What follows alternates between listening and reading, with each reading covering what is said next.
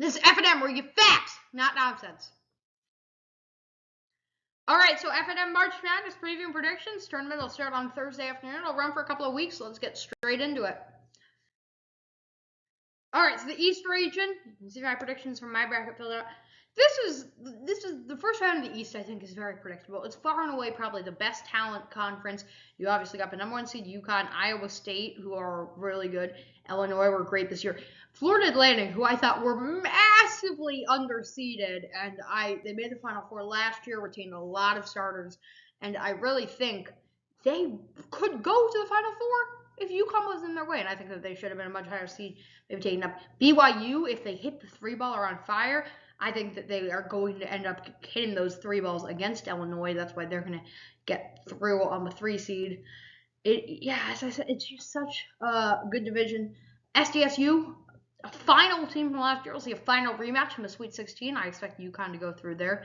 Drake, who's kind of got a Cinderella story. The coach's son is also the best player, Tucker DeVries. But yeah, I think UConn gets out of the East region.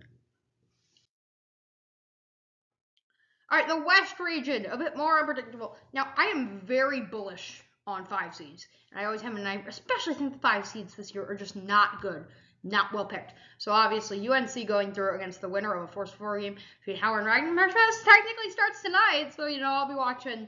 I'm actually going to be watching because it technically starts tonight with the first 4 games. Michigan State and then Grand Canyon University. Really put together a great season. It's something like 30-31 wins. I do not see St. Mary's as a good team, and they should get through. New Mexico, Clemson is once again a question. Why are they seeded so high? New Mexico Lobos easily through there.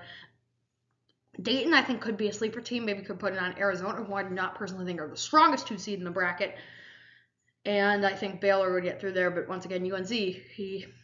New Mexico is the most confident double-digit seed I am in. We're getting more exciting in a minute here. All right, so you look at this going down. James Madison University is the first thing you point out there. Third one down. Obviously, Houston's going to win. Nebraska, Texas A&M, wins going to be 8 and the 9 seeds are some of the best battles to watch in March Madness, period. It's really amazing watching them conduct. Duke will probably beat Vermont. Texas Tech, NC State. North Carolina State looked amazing on Sunday night. The 2 DJs, the point guard and then the power forward really looked amazing, flowy. I think they will get through. Can they get by Kentucky? It's a good question. Kentucky is good. I do see that game as a bit more of a toss-up than most people think, but I still think Kentucky gets through. I do think that either Boise State or Colorado should get through. They are both looking very solid teams, and I think they could beat a Florida squad that I don't think is great.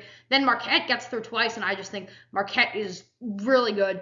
I don't see them getting stopped until the Final Four. And the Midwest region, this is really the big shocker. McNeese, Samford, Creighton winning. McNeese in the Elite Eight. So McNeese State and Samford. McNeese was a great team. 30-something wins this year against Gonzaga. They lost Drew Timme at the start of the year. He went to play in the G League, and it was just like they did not look like they kind of cruised their way to a 5 seed, but I think McNeese gets through. And Kansas is banged up. I think the Samford Bulldogs will appear in the round of 32. There, I think McNeese beats Samford and pulls off the upset of the tournament against Purdue, who I am a little bullish on myself. And then before dropping to Creighton. Creighton have looked very good this year.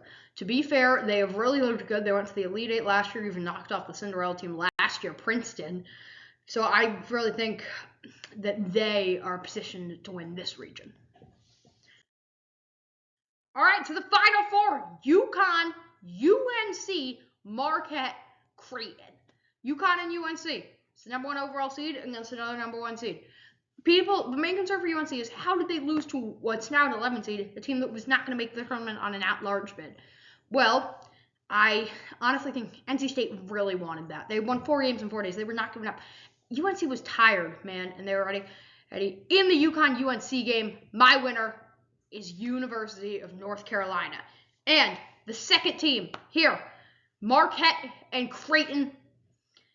Listen, both are great schools. Actually, not where you expect them. Creighton's in Nebraska. Marquette's in northern Wisconsin. 2 things that I did not know. But my winner there is the University of Creighton. And the winner is going to be the tandem of Baycott and Davis or the Creighton Blue Jays. My winner, the University of North Carolina. This has been FNN, where you get facts, not nonsense. Thank you for